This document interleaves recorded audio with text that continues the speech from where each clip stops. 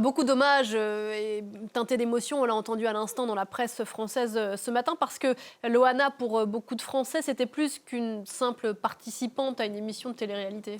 Tout à fait, Pauline. Pour prendre la mesure du phénomène, il faut vraiment se replonger dans le début des années 2000. Internet en est à ses balbutiements. Je ne sais pas pour vous, mais moi, j'ai pas Internet chez moi à cette Je n'ai époque-là. pas Internet non plus. Voilà. Les téléphones portables, pareil, c'est le tout début et peu de personnes en sont équipées.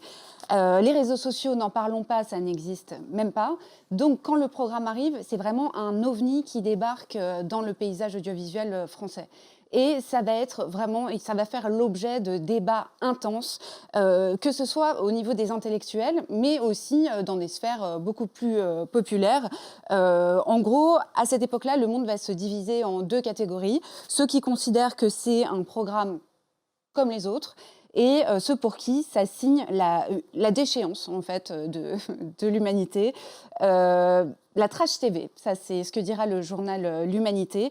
Et il y a aussi une question qui va se poser quand même assez rapidement sur la santé mentale des candidats dans un premier temps. D'ailleurs, je ne sais pas si vous en souvenez, mais l'un d'eux va sortir au bout de seulement quelques jours. Et les raisons ne seront jamais vraiment très claires. Mais évidemment, il y a de fortes suspicions sur le fait qu'il n'ait pas tenu le coup et que l'impact a été très violent pour lui. Mais voilà, malgré toutes ces polémiques, il faut rappeler quand même que le journal Libération a fait 2 unes sur le Loft en moins de 9 jours. Donc c'est quand même conséquent. Tout le monde a un avis sur le Loft à l'époque. Et ça peut aussi, de manière paradoxale, participer à en fait donner beaucoup de visibilité à ce programme. Et c'est ce que certains d'ailleurs reprocheront à ceux qui critiquent le Loft. Et c'est vrai que le final, c'est plus de 9 millions de spectateurs donc devant la finale le 5 juillet. Donc finale remportée par Loana. Et donc 9 millions de spectateurs, c'est presque le double qu'au moment du lancement le 26 avril. Voilà, 2001, il y a 25 ans donc, et on voit effectivement à l'antenne le nombre de unes à l'époque, et c'est vrai que ça avait déchaîné les passions. On voit ce visage de Loana qui s'est affiché un peu partout à l'époque dans les titres de la presse.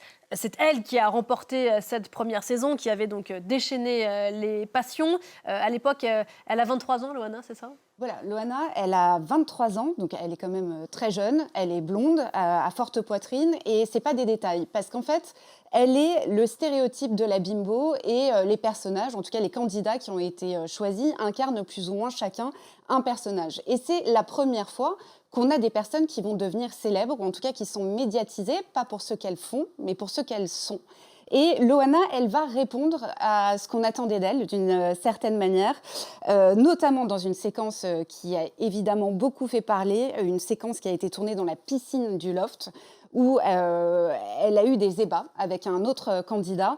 Et c'est un passage qui va confirmer ce statut de bimbo et qui va vraiment lui coller à la peau toute sa vie. Et c'est aussi ce moment qui va révéler ses failles. En fait, Loana, comme ce sera dit plus tard, elle est assez naïve, elle est aussi émotive. C'est en fait une femme fragile, avec de lourds bagages. Ça, elle va les détailler dans un livre qu'elle va sortir quand elle sortira du Loft. Elle m'appelait Miette, qui sera un succès, d'ailleurs, en librairie.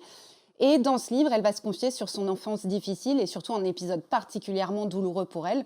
C'est l'abandon d'une petite fille, en tout cas une petite fille qu'elle a confiée aux services sociaux. Pardon, peut-être que le mot abandon n'est pas approprié, qu'elle a confié aux services sociaux. Et ça, c'est un drame qui est survenu dans sa vie. Donc, au final, très peu de temps après cette participation à cette émission, où elle va faire l'objet d'un véritable tourbillon médiatique. Ça, cumulé à sa forte émotivité, c'est le cocktail explosif. Il y a tout pour que ça se passe mal pour elle. Et on entendait à l'instant dans la revue de presse ce que disait Benjamin Castaldi, donc, qui était le présentateur à l'époque du Loft, qui faisait partie lui aussi de cette machine médiatique toute puissante. Il racontait qu'on a été tous témoins d'une certaine façon de la descente aux enfers qui a suivi pendant plus de 20 ans. Oui, c'est l'un des seuls à reconnaître une responsabilité, même s'il l'a dilue en disant qu'on est tous responsables parce qu'on a tous regardé. Et qu'on a tous assisté donc à cette déchéance. Et c'est vrai que ça a été assez rapide et en effet, ça s'est passé de manière publique, que ce soit sur les réseaux sociaux, mais aussi donc dans la presse à scandale. On a assisté à des épisodes d'une véritable descente aux enfers, donc avec des tentatives de suicide. Donc il y en a eu plusieurs. Elle s'est aussi confiée sur ses addictions, Loana, donc c'est quelque chose dont le public a eu connaissance assez tôt. Elle a eu plusieurs passages en clinique psychiatrique. Et certains médias ont continué à l'inviter, même quand elle était dans ces épisodes très sombres. Un de ses derniers passages, c'était dans l'émission TPMP en 2024. C'est une séquence très difficile à regarder où elle apparaît en grande fragilité. Elle s'exprime très difficilement. Et elle est moquée sur le plateau. Et elle est moquée. Elle est moquée. Elle a du mal à articuler. Elle est moquée alors qu'elle fait état d'un épisode particulièrement douloureux. Donc elle évoque un viol qu'elle aurait subi peu de temps avant.